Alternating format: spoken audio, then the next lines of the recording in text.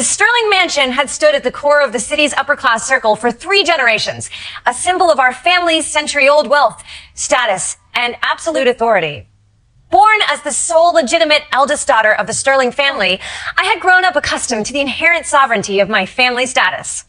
Since childhood, I have been taught that every inch of land in this manor, every luxury item housed within its walls, every servant working under our roof, and every resource affiliated with the Sterling name belonged exclusively to the legitimate Sterling heirs.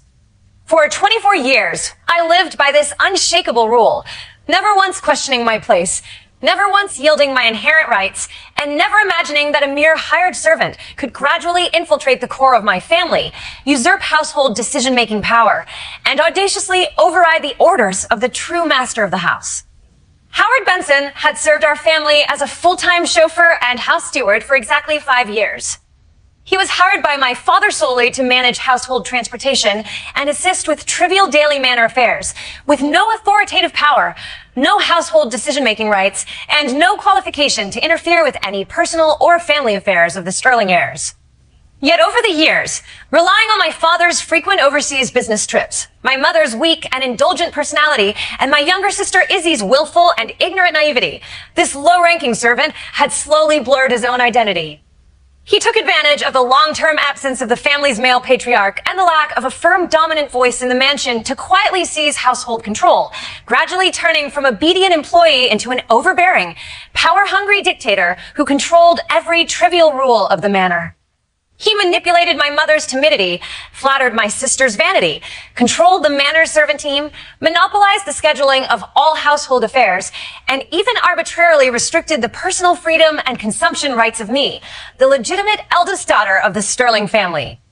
Everyone in the mansion gradually fell into his manipulated rhythm, treating his words as family rules and his arrangements as absolute orders.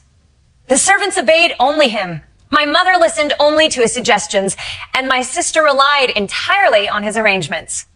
Invisibly, Howard had brainwashed the entire household into believing that he was the actual pillar supporting the Sterling mansion, while the legitimate Sterling family members were merely privileged decorations who knew nothing about household management. I had always been tolerant of his excessive meddling, choosing to turn a blind eye to his growing arrogance out of consideration for his years of hard work and my desire to maintain household peace.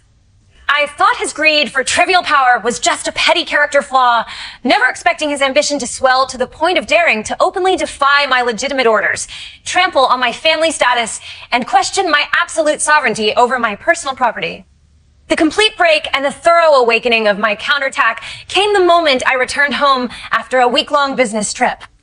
I had just stepped out of the airport luxury car arranged by my private assistant, returning to the familiar Sterling manor after days of exhausting work. Tired but relaxed, I planned to spend my rare weekend leisure time riding my newly customized limited edition off-road motorcycle, a hobby I had persisted in for years. My entire family knew that motorcycles were my only exclusive passion, a private hobby that no one in the family had ever interfered with or opposed. My mother and my sister Izzy had been extremely afraid of motorcycles since childhood, trembling at the sight of two-wheeled vehicles, let alone riding them. They never touched my motorcycle equipment, never participated in my riding activities, and never had any right to comment on my riding arrangements. This exclusive limited edition off-road motorcycle was specially customized and ordered by my father from a top European customization factory, shipped across the ocean at a sky-high price, exclusively tailored to my riding habits and preferences. It was my exclusive private property, purchased with my family's private funds, customized for my personal hobbies, and had nothing to do with any household public affairs or anyone else's rights and interests. After arriving at the manor's private garage, I caught sight of the brand new motorcycle that had just been delivered and inspected by the logistics team. The cool body lines, professional off-road configuration, and exclusive customized color scheme were exactly what I had been looking forward to for half a year. I turned to look at Howard, who was standing straight beside the garage with a cold, rigid face, arranging post-delivery sorting work for the servants. My tone was casual, calm, and completely routine, just issuing a normal household work order that any legitimate family heir had the right to deliver. Howard, arrange a flatbed tow truck around noon today. Tow this motorcycle to my high-rise apartment in the city center. I plan to ride it on the outer city ring road this weekend. It was simplest, most reasonable, and most legitimate arrangement.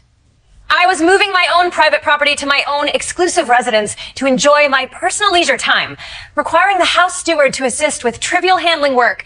This was the basic duty he was paid monthly to complete.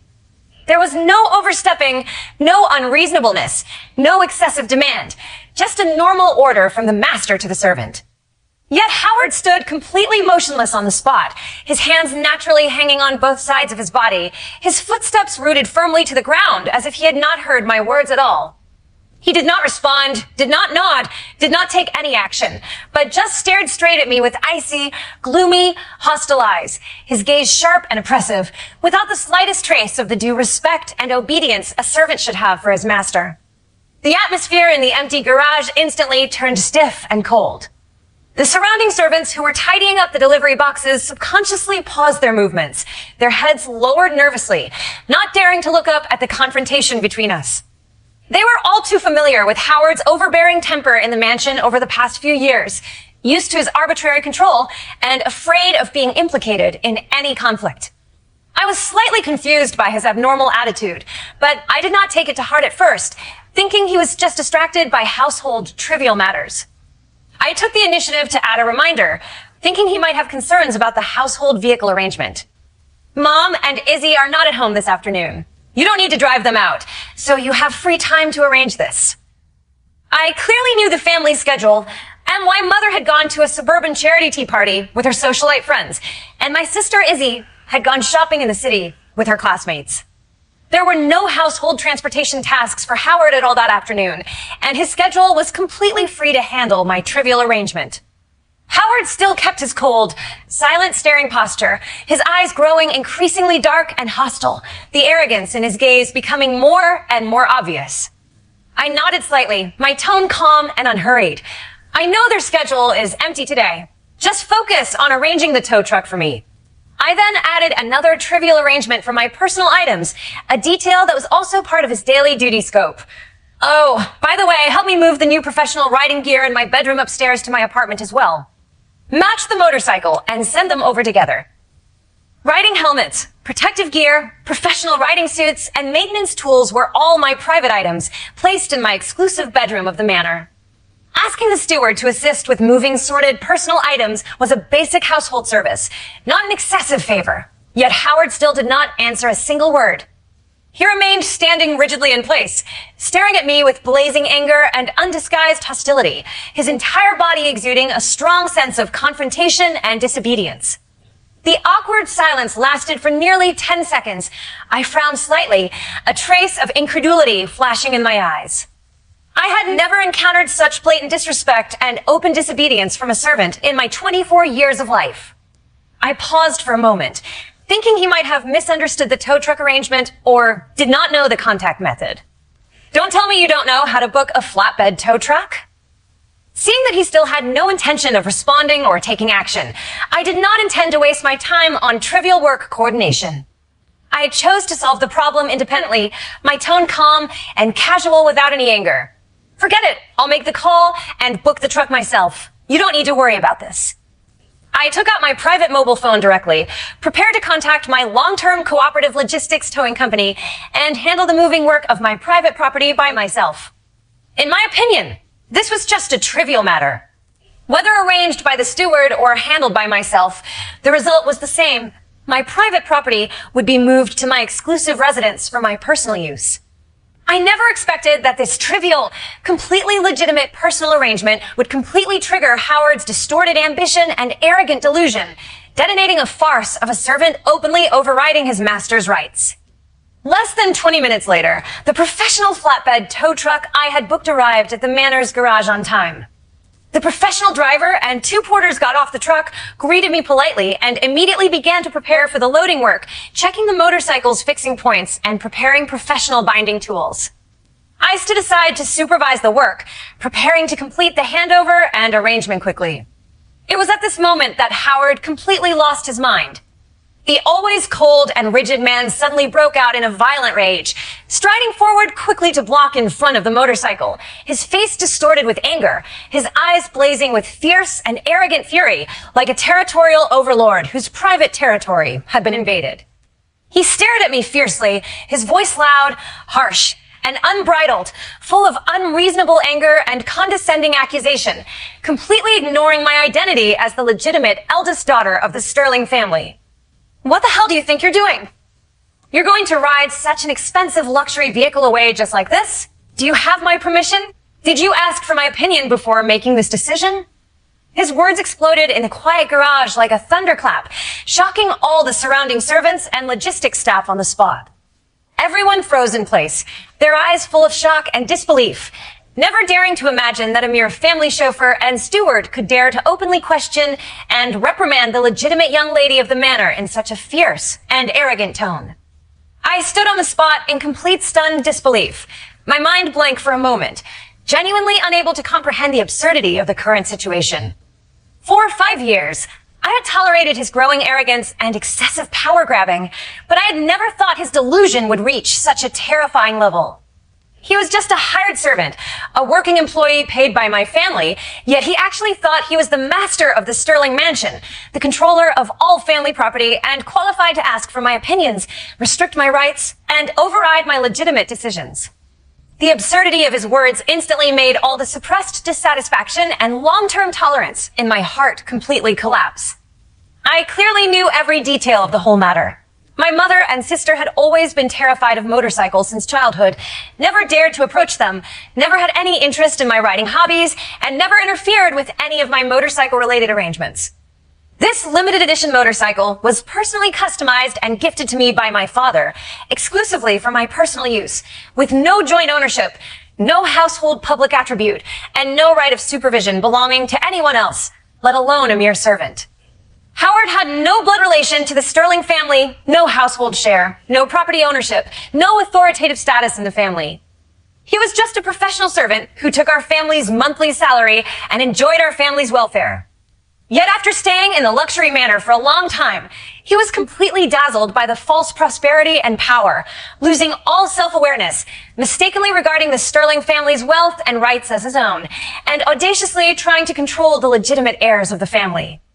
The moment I completely saw through Howard's distorted psychology and absurd delusion, all the gentleness and tolerance on my face faded completely. The stunned confusion in my eyes was replaced by icy calm and overwhelming coldness unique to a legitimate superior. I stood straight, my tall and elegant posture naturally exuding the noble aura of a Sterling heir that had been suppressed for a long time. I no longer had the slightest intention of compromising or tolerating this ungrateful, delusional servant. I stared straight at his distorted, angry, arrogant face, my tone cold, clear, and powerful, every word carrying the absolute suppression of identity and authority, resounding firmly in the quiet garage. Your opinion? I repeated these 3 words softly, with a faint cold mockery in my tone, but the pressure in my voice was overwhelming, instantly making Howard's arrogant rage stagnate slightly. Howard, do you know who you are? I took a step forward slowly, my gaze sharp enough to pierce his false pride, forcing him to subconsciously take a step back under the pressure of my aura. You are the Sterling family's hired chauffeur and house steward. You receive a fixed monthly salary from my father, enjoy the free accommodation and welfare provided by our family, and work for the Sterling family. That is your only identity and your only duty. This motorcycle is my exclusive private property, customized and purchased by my father for my personal hobby. IT belongs to me solely and absolutely. Every riding gear, every accessory, every right of disposal is mine. My mother and sister have never touched a motorcycle in their lives, have never participated in my riding arrangements, and have never objected to my riding plans. There is no family opposition, no property dispute, no household interest conflict at all. I paused, my eyes coldly locking on his flustered and angry face, and threw out the most crushing question that completely shattered his false authority. On what grounds do you ask for my opinion? On what qualifications do you restrict my disposal of my private property? Who gave you the right to override the decision of the Sterling family's legitimate heir? Howard's face changed drastically in an instant. The arrogance and rage on his face froze, replaced by flustered panic and stubborn stubbornness. He had been immersed in the false authority of controlling the manor for too long. For several years, no one in the family had ever dared to question his decisions. No one had ever dared to refute his arrangements, and he had long forgotten his humble servant identity. Faced with my sudden, strong, and authoritative counterattack, he was completely caught off guard. But his distorted ambition was not so easily dispelled. He quickly adjusted his state, forced out a fierce and righteous expression, and tried to continue relying on his years of household control experience to suppress me, trying to maintain his false dominant position. I am in charge of all the manor's vehicle management and property scheduling. All large vehicles and valuable equipment in the garage need my approval to be moved. This is the household rule I have set for many years. You can't break the rule casually. His words were simply absurd and ridiculous. He actually took the arbitrary rules he had privately set as a servant as the supreme family rule, trying to restrain the legitimate master of the family. This was the most blatant identity inversion and power usurpation.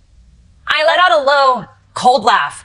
The corners of my mouth curved with extreme disdain, and I directly exposed his years of illegal power usurpation and arbitrary behavior in front of all servants and logistic staff.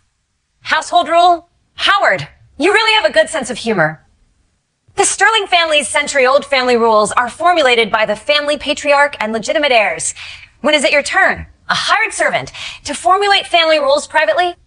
When did the Sterling family's property disposal rights fall into the hands of an outsider employee? You have been in charge of vehicle management for 5 years, and you have privately expanded your management power infinitely, turned trivial scheduling duties into absolute control rights, and even dared to restrict the legitimate rights of the family heirs. Do you think no one knows your private power-grabbing behavior these years? I erased my phone directly, opened the archived household management records and work duty contracts signed by Howard when he was hired, and projected the clear electronic documents in front of everyone's eyes. The contract clearly stipulated that Howard's duties were limited to daily driving, household trivial assistance, and personnel scheduling supervision, with no right of property disposal, no right of personal restriction on family members, and no right to formulate household management rules. Your duty scope is clearly written in black and white on the contract. All the so-called rules you rely on are just your private arbitrary power-grabbing tools, which have no legal effect and no family recognition at all. Every word of mine was based on ironclad evidence. Every sentence hit the core of his illegal usurpation of power. The surrounding servants' eyes instantly changed. They have been oppressed by Howard's arbitrary rule for years, always thinking he held supreme household authority. Only now did they clearly realize that all his power was false and unauthorized, and he was just an overreaching servant who exceeded his duties. Howard's face turned from red to pale, then to livid black. He was completely exposed in public. His years of false authority shattered instantly, and his arrogance completely disappeared. But he was still stubbornly resisting, trying to use my mother and sister as a shield to continue arguing. I do this all for the good of the Sterling family. Motorcycles are dangerous luxury items. It's inappropriate for a young lady of a wealthy family to ride such wild things. If something happens to you, how can I explain to your mother and father? For the good of the family? I stared at him coldly, directly piercing his hypocritical excuse. You just like the feeling of controlling the family's power. You enjoy holding all household rights in your hands and making all family members obey your arrangements. You use for the family's good as a hypocritical excuse to satisfy your distorted desire for power. My father personally customized this motorcycle for me. He allows my hobby, understands my pursuit, and supports my leisure arrangement. My parents are my legal guardians and family decision makers. Not you. You're not a family member, not an elder, not a shareholder. You have no qualification to judge my hobbies, no qualification to define what is appropriate for me, and no qualification to worry about my safety for me. Over the years, you have used safety as an excuse to restrict my travel, control my social activities, meddle in my personal hobbies, and even arbitrarily detain my private items. You have long exceeded the scope of your servant duties and committed serious dereliction of duty and power usurpation. Faced with my precise and ruthless exposure, Howard had no more words to defend himself. He knew very well that all his excuses were fragile and ridiculous in front of the facts and contracts. His years of pretense of loyalty and dedication were completely torn apart, and his inner greed and delusion were fully exposed to the public. But he was still unwilling to admit defeat. He stared at the tow truck and the motorcycle stubbornly, gritted his teeth, and insisted on blocking the loading work, trying to rely on his years of accumulated control in the manner to force me to compromise. No, I won't allow you to take this motorcycle away. As long as I am still the steward of this manor, no one can take away the garage's valuable equipment without my approval. His words were completely hysterical and unreasonable. He had completely fallen into his delusional dominant state, refusing to accept the reality of master-servant identity. I no longer wasted any time on meaningless arguments with him. For a delusional servant who had lost self-awareness, verbal reasoning was useless. The only way to wake him up completely was to completely strip him of all his power, deprive him of his job, and let him fall from the false peak of power to the bottom, bearing the price of his overreaching behavior. I took out my mobile phone again, this time not to book a tow truck, but to directly dial my father's exclusive overseas private line, the highest authority phone of the Sterling family. The call was connected quickly, and my father's steady and powerful voice came from the other end of the line. Hello, my daughter. Just finished your business trip? Everything goes well. My tone returned to calm and steady, without anger or grievance, only objective and truthful statement of the facts. Dad, I'm fine that I have a household management matter to report to you. Howard Benson, the family chauffeur and steward you hired, has privately usurped household management power for a long time, exceeded his duty scope to restrict the personal rights and private property disposal rights of the legitimate family heir, openly disobeyed legitimate family orders, and used his position to arbitrarily formulate unauthorized household rules to control family members. Right now, he is blocking my disposal of my exclusive customized private motorcycle, trying to forcibly interfere with my legitimate personal property rights with extremely arrogant attitude and serious dereliction of duty. I briefly and accurately reported all the facts, attached the contract evidence and on-site video records I had just recorded, and sent them to my father's work mailbox in real time. My father had always been rigorous and decisive in family power management and hated servants overstepping their duties and usurping power the most. After listening to my report and checking the evidence, his tone instantly turned cold and severe, without the slightest hesitation. I see. From this second on, terminate all labor contracts with Howard Benson immediately, dismiss him from all family positions permanently, deprive him of all family welfare and accommodation rights, and prohibit him from stepping into any Sterling family property for life. Let the household finance settle his salary and dismiss him on the spot. The family's household management power is taken back by the legitimate heirs uniformly. All the private rules he formulated are abolished immediately.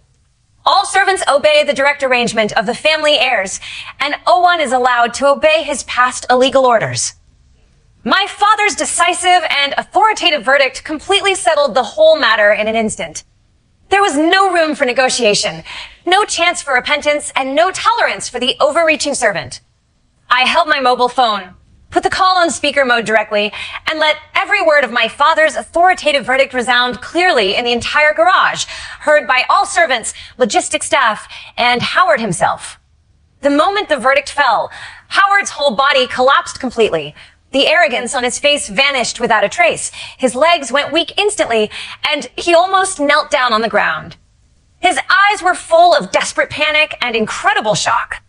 He had been immersed in the false power of controlling the manor for years, naively thinking that he had firmly controlled the whole family's household affairs, and even dared to challenge the legitimate heir's rights. He never thought that his years of power usurpation and arrogant behavior would be completely ended by a single phone call from me. No, Mr. Sterling can't do this to me. I have worked for the family for 5 years without any credit but hard work. I can't be dismissed like this. Please, miss, forgive me this time. I was wrong. I really was wrong. He completely abandoned his previous arrogant and domineering posture, rushed towards me in panic, his face full of desperate regret, and tried to grab my arm to beg for forgiveness, begging me to intercede for him and retain his job and welfare. The surrounding servants were all stunned. They had always feared Howard's power and obeyed his arrangements. Only at this moment did they truly understand the most fundamental truth of this wealthy family. No matter how arrogant a servant is, he is always a servant.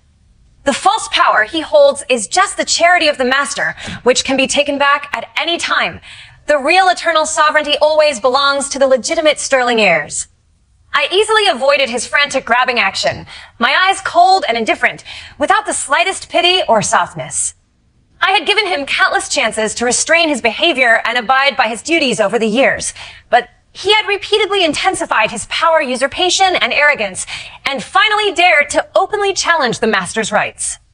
All of this was his own choice, and he had to bear all the consequences alone. It's too late for regret. My tone was firm and ruthless, every word clear and powerful. You took advantage of the family's trust to usurp power arbitrarily, forgot your identity and duties, overreached repeatedly, and finally dared to trample on the legitimate rights of the family heir. No amount of hard work can offset your ingratitude and power delusion. From this second on, you are no longer the steward of the Sterling family. You are just a dismissed employee who derelict his duty and usurped power. Get out of my family's property immediately. Under my cold order, the 2 security guards on duty in the manor immediately stepped forward, dragged the completely collapsed and desperate Howard out of the garage, and escorted him out of the Sterling manor directly. All his personal items packed by the servants were thrown out of the manor gate together with him. The 5-year false power and arrogant career in the wealthy manor ended completely in an instant. After dismissing Howard, I immediately stood in the garage and issued the first official heir order to all the manor servants present, formally taking back all household management sovereignty that had been usurped. From today onwards, all household management rules are restored to the century-old Sterling family standard. All private rules formulated by Howard are completely abolished. All servants only obey the orders of the legitimate family heirs. All property disposal, vehicle scheduling, and household decision-making rights are uniformly returned to the family's direct heirs. No servant is allowed to overstep their duties, usurp power, or privately restrict family members' rights in any form.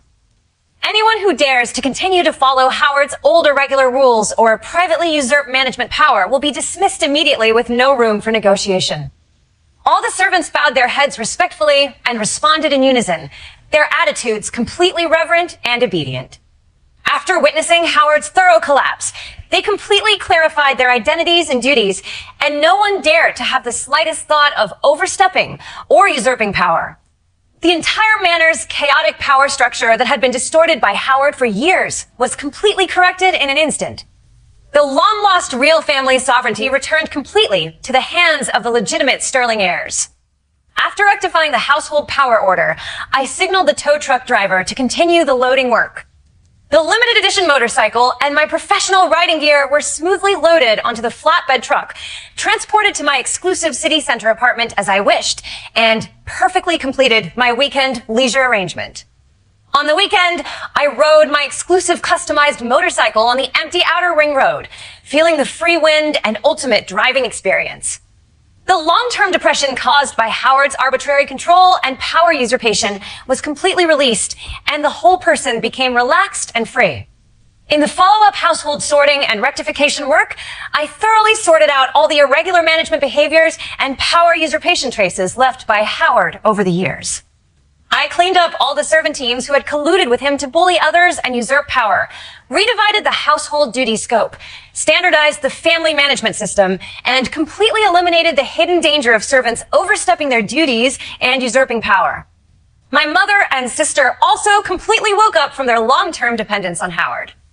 They finally realized that their long-term indulgence and trust in Howard had led to his arrogant power delusion, and they fully supported my household rectification work.